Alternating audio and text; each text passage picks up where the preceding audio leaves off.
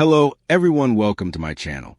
Shai Gilgeous-Alexander is one of the brightest stars in the league, but for all his greatness, one label keeps following him: foul baiter. Fans often claim that he relies on referee whistles to influence the outcome, which goes unpunished by referees and the NBA as a whole. However, some argue that this is just the nature of the game. Now, LeBron James has weighed in on the debate. On his podcast, Mind the Game, LeBron James was asked by his co-host, Steve Nash, about his opinion on the best way to defend Shai. James immediately went to the hardest part. You got to keep him off the free throw line, which is hard. He uses these angles. He knows how to manipulate the game in a good way. He's always looking for hands and arms and elbows. You got to respect it. The language James used matters. He didn't frame SGA's play style as a deceptive or underhanded tactic. Instead, highlighting the awareness, he needs to understand everything about his defenders: where they place themselves, what position they assume, and how they use their movements. James compared in perhaps the most well-known exploiter defenders, James Harden. Harden's name doesn't enter these discussions lightly, because he's demonstrated the extreme and uncomfortable truth that basketball fans need to understand. Elite players extract points any way they can: at the rim, from the post, off tough jumpers, or, indeed, the free throw line. You know Shai is going to make his 11 to 12 field goals a game at a high rate, LeBron explained, breaking it down mathematically. That's already 24 or 26 points right there. But if you're giving him also 12 to 13 free throws, now that's when 27 turns to 38. That's when everything starts shifting.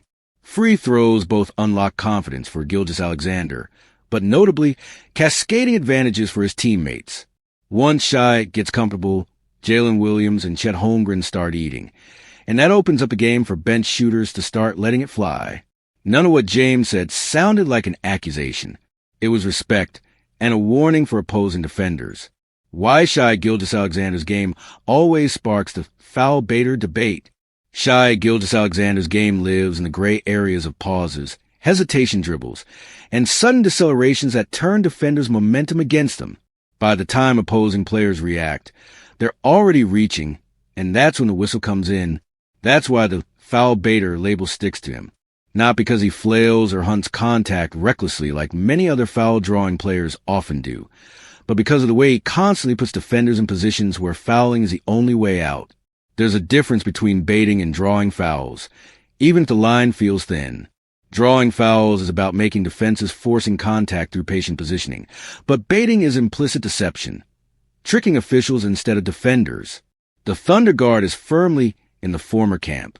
His unreal body control, the way he changes pace, his historically low turnover rate, and ability to guard the ball to invite contact organically are all skills that have been honed since his early days in the league. The defender's mistakes become his opportunities. That's why LeBron James' words landed the way they did. Fans heard the Harden comparisons and jumped to conclusions, but the substance of what he's actually saying points elsewhere. James made it clear that great offenses cannot be contained, and sometimes you'll have to accept that some superstars will always live at the line. Take his word, not mine.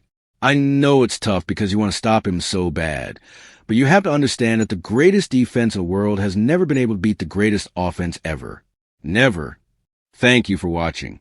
Please don't forget to hit the subscribe button, like and share. Till next time,